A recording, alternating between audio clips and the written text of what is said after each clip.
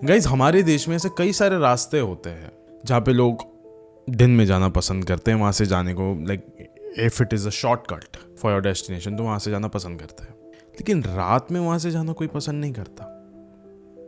नहीं, मैं आपको एक जगह के बारे में कई बार बता चुका हूँ, जैसे कि आर्य कॉलोनी। अगर एक गोरेगांव में रहा हुआ इंसान को अगर पवई जल्दी पहुंचना है तो वो घूम के जाने के बजाय आधी रात को भी आर्य कॉलोनी का जगह रास्ता चूज करेगा, लेकिन गाइस वो हॉन्टेड है। वैसे ही एक रास्ता आता है मुंबई और नासिक के बीच में, 20 किलोमीटर बड़ा घाट है ये, कसारा घाट। कसारा घाट ये जो नाम है यही एक काफ़ी ज़्यादा हॉन्टेड चीज़ है एक्चुअली वहाँ के लोगों के लिए।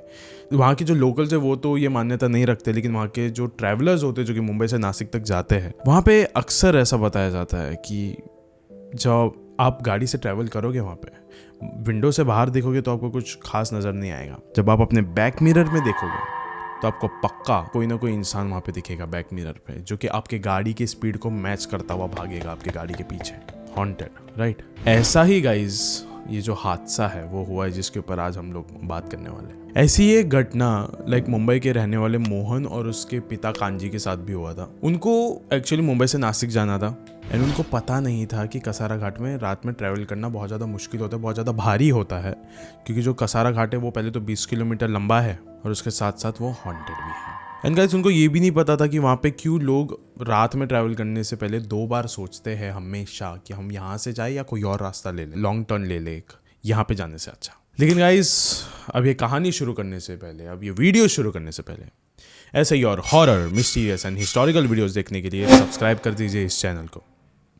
एंड गाइस प्लीज़ कर दीजिए सब्सक्राइब, कर अभी हम लोग बहुत ही ज़्यादा नज़दीक है 7 लाख सब्सक्राइबर्स के, जो कि हमारा वैसे तो एम नहीं है, हमारा एम 1 मिलियन सब्सक्राइबर्स है, लेकिन प्लीज़ कर दीजिए ताकि हम लोग हमारे गोल से थोड़ा सा नज़दीक आ सके। अब ये कहानी शुरू होती है। मोहन और उसका परिवार सालों से अंधेरी में रह रहा है।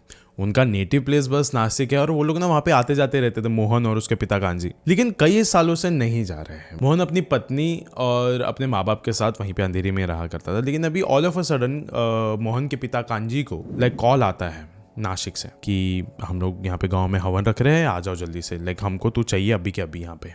एंड कांजी ने बोला कि ऐसा हर बार हमें बुलाते हैं लेकिन हम लोग जाते तो है नहीं, तो ये बार जाके आते। उन्होंने मोहन को पूछा कि मोहन बेटा हम लोग जाके आते हैं ये बार। वहीं पे मोहन ने कहा कि अभी बहुत ज़्यादा काम है मुझे। उसने काम का बहाना दिया एंड इस बात को फुल टाल दिया एंड कहा कि अगली बार चले जाएंगे हम लोग। फिर कांजी ने कहा चलो ठीक है, एक ही रात की बात है, मैं खुद अकेले निकल जाऊंगा आज रात को, सुबह तक तो पहुंच ही जाऊंगा। और जब योली बात मोहन की माँ ने सुनी तो फिर मोहन की माँ बहुत ज़्यादा गुस्से में आ गई। उसने बोला कि क्या तू हमेशा ऐसे ही करता रहता है, जा अपने पिता के साथ, जाता क्यों नहीं है तू। मोहन ने कहा कि चलो ठीक है मैं चले जाता हूँ, लेकिन आप लोग नहीं आओगे। उसने ये अपने पत्नी और अपनी माँ से कहा। उन्होंने कहा कि नहीं हम नहीं आएंगे, हम यहीं पे रहोगे, हम यहीं पे रहेंगे, आप लोग चले जाओ, ठीक है। फिर उसके बाद काम से आने के बाद मोहन और उसके पिता कांजी ने बैग्स वगैरह पैक किए, गाड़ी में रखे और वो लोग निकल गए रातों रात। वो लोग रात को निकल गए।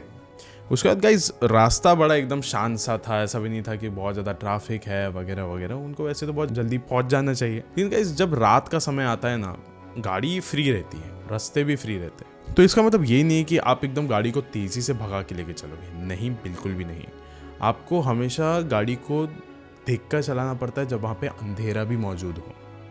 जब अंधेरा हो तो आपको गाड़ी को संभल के चलाना चाहिए, जो कि मोहन भी कर रहा था, लेकिन वो बहुत ज़्यादा फ्रस्ट्रेटेड भी था कि मैं क्या यार, पूरा दिन भर मैंने काम किया हूँ और अभी मेरे को रात को इतना ज़्यादा ट्रैवल करना पड़ेगा 4-5 घंटे के लिए यहाँ पे, तो वो बहुत ज़्यादा फ्रस्ट्रेटेड था। और वहीं भी दूसरी तरफ जो कांजी थे वो मस्त एकदम पुराने गाने लगा के बैठे हुए थे, फुल चिल कर रहे थे, और ऐसे करते करते उन्होंने हाईवे पकड़ लिया था। गाइस अभी कहीं पर बाथरूम का ब्रेक, कहीं पे खाने का ब्रेक, तो कहीं पर रेस्ट लेने के बहाने वो लोग रुक रहे थे। उसके साथ साथ वो लोग कसारा घाट के नज़दीक भी आ रहे थे।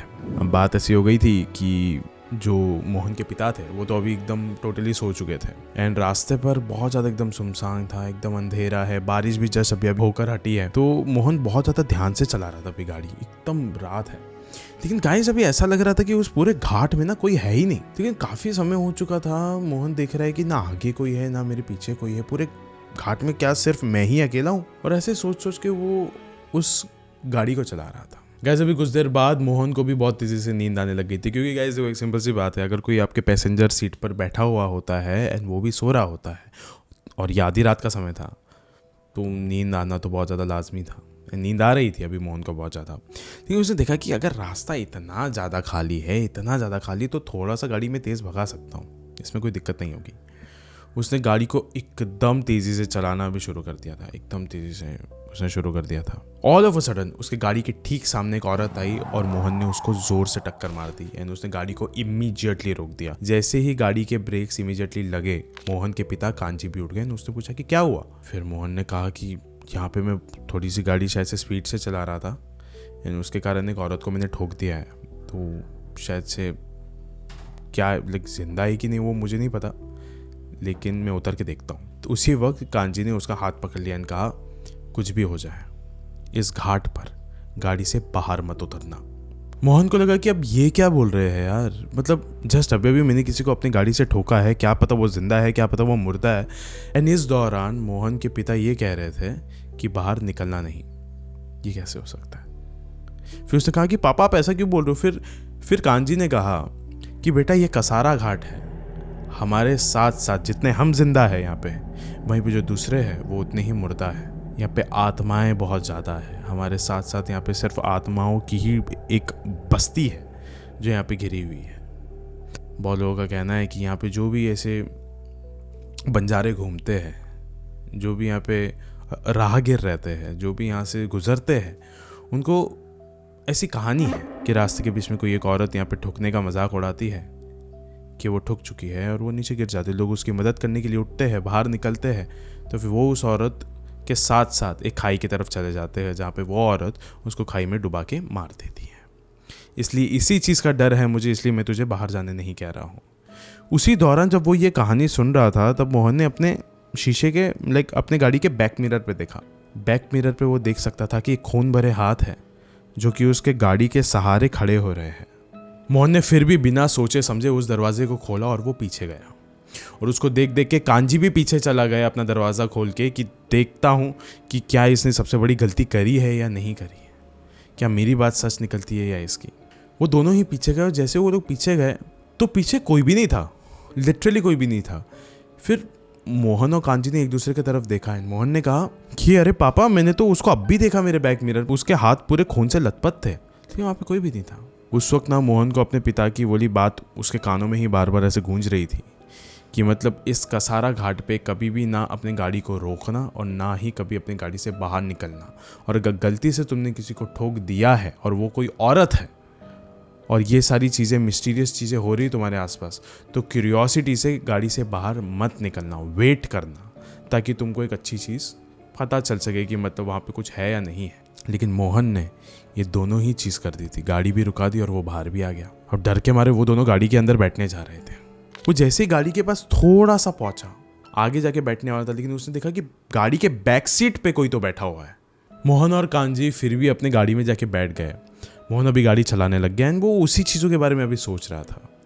फिर कांजी ने कहा कि इतना मत सोच वो सब चीज़ों के बारे में, अब जो हो गया सो हो गया, अभी कैसे भी करके इस कसारा घाट को ख़त्म करो और शायद से अभी ये ख़त्म होने ही वाला है। ठीक है, वो लोग अभी चल रहे थे एकदम शांति से, फुल सुमसांग है, कोई भी नहीं है आसपास। अचानक से मोहन ने वापस किसी को तो ठोक दिया। इस बार उसके सामने कोई भी नहीं दिखा, पीछे भी नहीं दिखा, बैक मिरर में भी नहीं दिख रहा है, फ्रंट में भी नहीं दिख रहा है, ना ही कोई खून के धब्बे हैं, कुछ भी नहीं। वो इमीडिएटली गाड़ी से बाहर निकला, उसने अपने सारे टायर्स को चेक किया, कोई भी टायर पंक्चर नहीं था। फिर मैंने ठोका किस चीज़ को जिसकी आवाज़ आई अभी। फिर उसके करीब में ही देखा कि वहीं पे एक औरत भी बैठी हुई है उसके गाड़ी के नज़दीक, रो रही थी। वो सफ़ेद साड़ी पहनी थी उसने। फिर मोहन को याद आया कि ये वही औरत है जिसको मैंने अभी कुछ किलोमीटर पहले ठोका था, लेकिन ये यहाँ पे क्या कर रही है।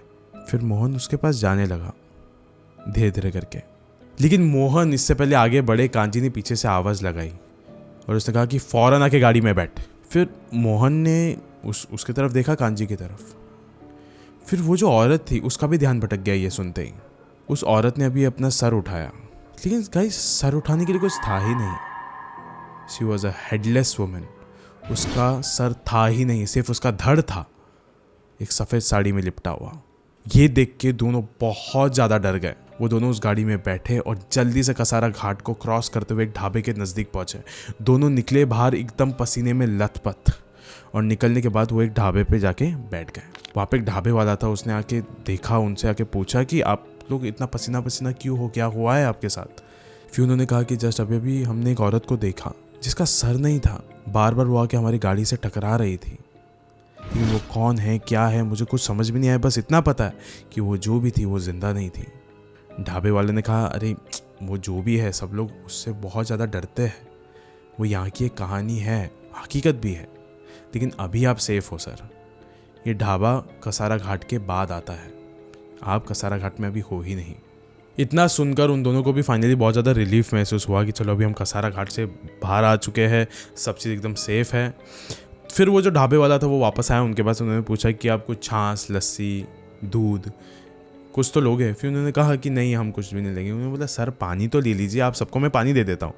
फिर सोचा चलो ठीक है, आप पानी दे दो, चलो। वो आया, एक गिलास दिया मोहन के हाथ में, एक गिलास दिया कांजी के हाथ में। वो लोग वो अभी पी रहे थे। फिर कहानी यहाँ पे पलटती है। एक गिलास लेकर वो उनकी गाड़ी की ओर बढ़ता है। मोहन आवाज़ लगाता है कि वहाँ किसको देने जा रहे हो? फिर वो ढाबे वाला कहता है कि आपकी गाड़ी के बैक सीट पे जो मैडम बैठी है उनको भी तो पानी देना होगा ना। वहीं पे मोहन और कांजी ने अपना गिलास फेंका और वहाँ से भाग निकले। गाइस, इस वीडियो के अंत में मैं आपसे बस इतना ही कहना चाहूँगा कि है हमारे देश में बहुत सारे ऐसे रास्ते हैं जहाँ पे लोग दिन में ट्रैवल करते हैं, शाम में करते हैं, लेकिन आधी रात में नहीं करना पसंद करते, बिकॉज उनको उसकी कहानी ऑलरेडी पता होती है कि यहाँ पे जाने के बाद मुझे कुछ नहीं मिलेगा, सिर्फ खौफ मिलेगा।